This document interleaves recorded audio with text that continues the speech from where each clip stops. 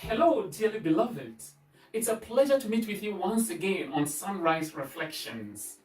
Thanks to God for His guidance and divine protection in the face of coronavirus pandemic. I hope you are well, keeping safe, and following the national COVID-19 safety protocols, hand washing, social distancing, and face masking. God bless you. As humans, we are very sociable. We are able to exercise our influence on others, effect changes in our attitudes and that of others, as well as to motivate them, all because of our level of interactions, how we communicate. In fact, communication is the foundation of our very existence.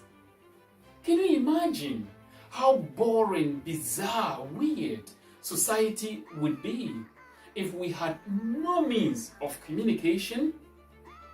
Communication is so vitally important to all life forms that without it, we run in perils. But how effective is your communication? Today, I'd like to share with you the need for effective communication, and I'll do that from science and Christian perspectives. So please, stay tuned with Sunrise Reflections and don't go away.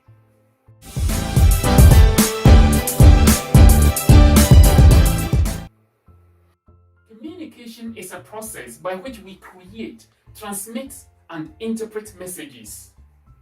According to science, all life forms, plants, animals, and even microorganisms communicate to some extent. And as humans, communication occurs in two main forms: internal and external communication systems. Internally, our communication system comprises the nervous and the endocrine or hormonal systems. These systems regulate body processes through chemical and electrical signals that pass from one part of the body to another within us. The pathways for these systems are different. However, all the various parts of the body must communicate with one another under very effective coordination to ensure effective action, including growth, reproduction, respiration, excretion, and so on and so forth. All the life processes. If the body parts are not able to communicate properly, then our body will also not function well. Collectively, these systems allow us to respond to changes and to stimulate our ability to fight or flight. Research has shown that better communication is key to unlocking the value of health and well-being benefits. Effective communication is therapeutic and help people find their way out of the maze of problems that may have beset them. Start is a media company in the United States that focuses on finding and telling compelling stories about health, medicine, and scientific discovery. In the year 2016, Start published a research report by a medical malpractices and indicated that nearly 2,000 deaths in 5 years in the United States was due to communication failures. In one instance, a nurse failed to communicate to a surgeon, alarming signs of possible internal bleeding that the patient experienced, including abdominal pain and a drop in the level of red blood cells after her surgical operation. The patient died of hemorrhage as a result. In another instance, medical office staff received calls from a diabetic patient but did not relay the message to the patient primary care provider. So the patient never got a call back. The patient later collapsed and died from diabetic ketoacidosis. The researchers of this report examined clinical and legal records in over 20,000 malpractice cases from 2009 to 2013. They identified over 7,000 cases where communication failures, either among medical staff or between medical staff and patients, caused very serious harm to patients, with some of them resulting in death.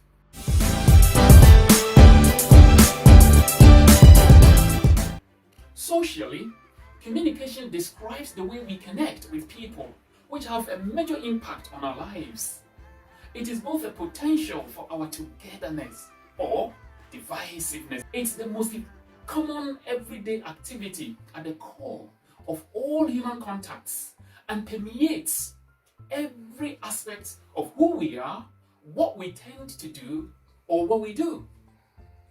Poor communication is often a foundation of conflict and a bottleneck for growth. It is true for every facet of life. Our inability to effectively communicate, share, and interpret information has led to rampant divorce, generation gap, low morale, and declining churches among the Christendom.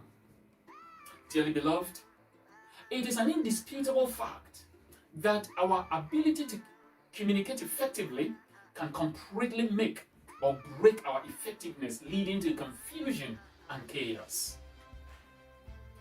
I heard a story about a pastor who had mediated in a dispute between a couple, Sue and Dan. Sue and Dan have had very difficult times lately, and their marriage was at the brink of collapse. So as a pastor, and for that matter a counselor, Pastor Paul stepped in to help resolve the issue. Pastor Paul's effort was yielding positive results, and tempers were cooling off gradually between Sue and Dan.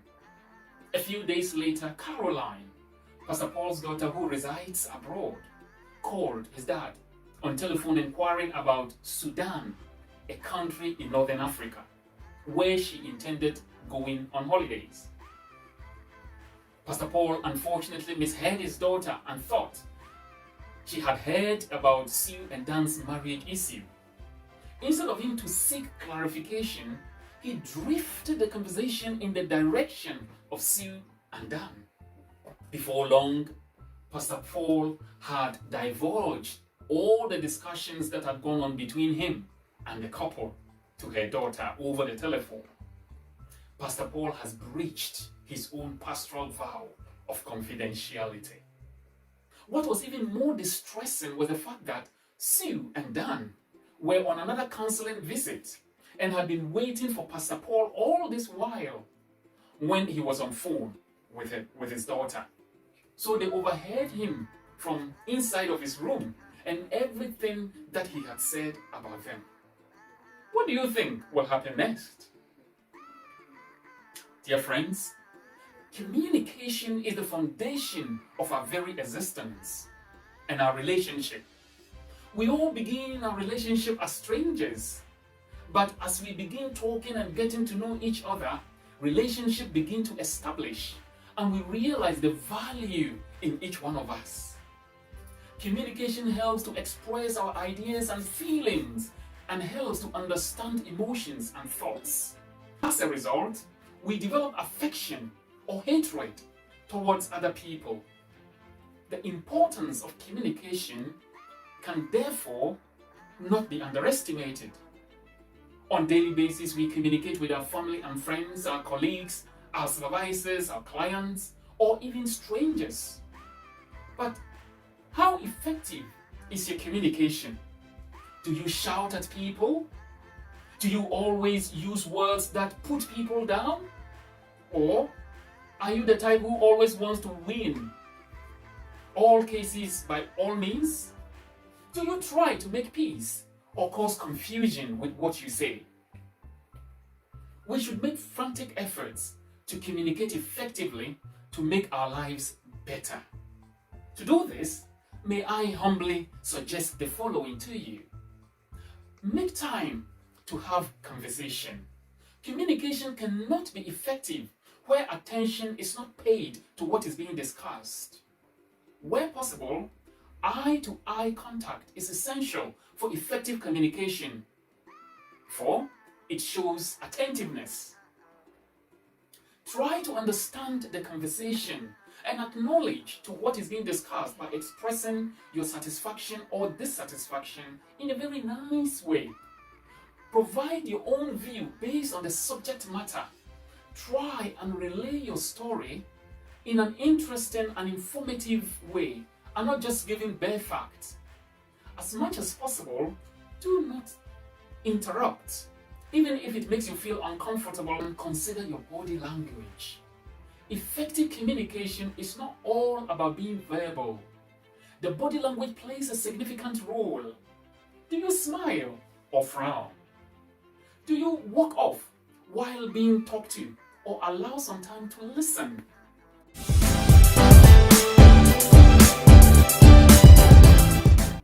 In the family, the lack of a strong foundation in skillful communication allows emotions to run high and to get off track. Most good relationships have become sour and bitter due to poor communication. If a couple fails to express themselves clearly or fails to listen attentively, relationships flounder. Communication barriers are always a major issue in marital breakups. In the home, in a great relationship, couples talk freely, openly, and feel safe, sharing their most private thoughts. Both partners talk tactfully, staying away from attacking, hurtful, or controlling arguments. They listen attentively, trying to understand what their partner says with empathy, rather than looking for wrongs or dismissing what they hear, in spite of their own opinions. Great communication in relationship is a skill that we must learn. It takes practice to master the art of communication devoid of fighting, acrimony, or distrust. In a relationship, communication is like a river. When thoughts and feelings are encouraged to flow smoothly among couples, the relationship is full of fun, feels good, and everyone around receives the right kind of support, including the children. On the contrary, when the flow of communication becomes turbulent, like a turbulent flow of river, it's potentially destructive and dangerous. You will find that one-time lovebirds become dangerous to one another. It gets even worse when communication is completely blocked. Pressure builds up, and when words start flowing again, they tend to come suddenly in heavy torrents and in damaging raging floods. Because many married couples struggle with healthy communication, especially about important issues, it's common for them to avoid difficult conversations. As a result, they share trickles of information back and forth about everything without diving into the conversations that are actually most important to them. Over a long period of time, the lack of full communication flow dries up the passion and the love between them. Tell your partner how you felt, feel, or will be feeling about something without blaming them. Blaming can be a really toxic thing in relationships. Being on the receiving end of a blame can be exhausting, exasperating, and painful. It can make you feel tiny, as if nothing you do is good enough or will ever be. It can break you down and your sense of trust, as well as that of your partner, and replace that with a growing sense of resentment and anger.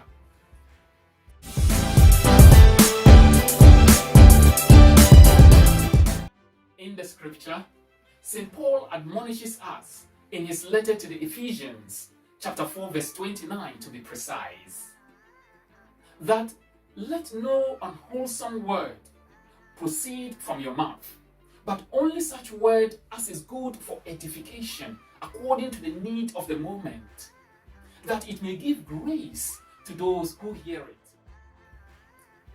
Dearly beloved, the clarion call is to redeem communication so that it can be appropriately used directionally for what is true, noble, right, pure, lovely, and admirable.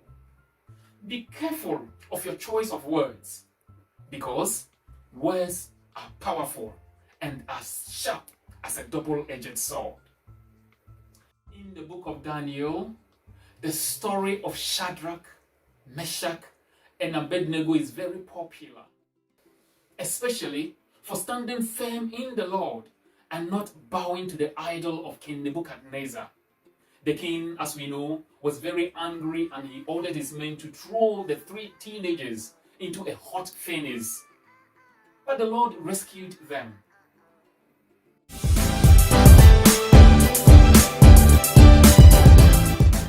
But hear this, what hasn't been much emphasized in this story is the earlier account of how Daniel communicated with the king's guard, Ashpenaz. Daniel thought that the food that had been offered them would make them unclean. So he asked politely if they could be given an alternative, vegetables and water for 10 days. Soft words win hard hearts. And I love the Latin translation. Cordium vincere mollis verba. Soft words win hard hearts. Even though the guard was not in agreement with the alternate plan for fear of his life, he gave them the chance for the trial period. Daniel and his colleague captives found favor with the Lord. In addition to the favor that they found with the Lord, what is critical here is that they communicated effectively with the guard. If they had been rude to him, they might well have been executed for their refusal of the direct order from King Nebuchadnezzar. Let our speech always be gracious, seasoned with salt, so that you may know how you ought to answer each person. My dear friends, you are who you are because of what you say. In fact, how you communicate defines who you are to others. According to the Gospel of St. Luke, a good man out of the good treasure of his heart brings forth that which is good. But an evil man out of the treasure of his heart brings forth what is evil. For out of the abundance of his heart, his mouth speaks. So, like Pastor Paul, perhaps the only way you can stick to your personal vows and avoid embarrassment is to ensure that you understand what is being communicated, or seek clarification and respond accordingly. Perhaps, like Daniel and the three teenage captives, Shadrach, Meshach, and Abednego, the only way you can overcome the wrath of the king and live to see the favor of God upon your life is to ensure effective communication. Gloria in excelsis Deo. Glory to God in the highest, and on earth peace to all those whom his favor rests. Thank you for listening, my dear friends. Please subscribe to the Sunrise Reflection channels. Share the videos to inspire others.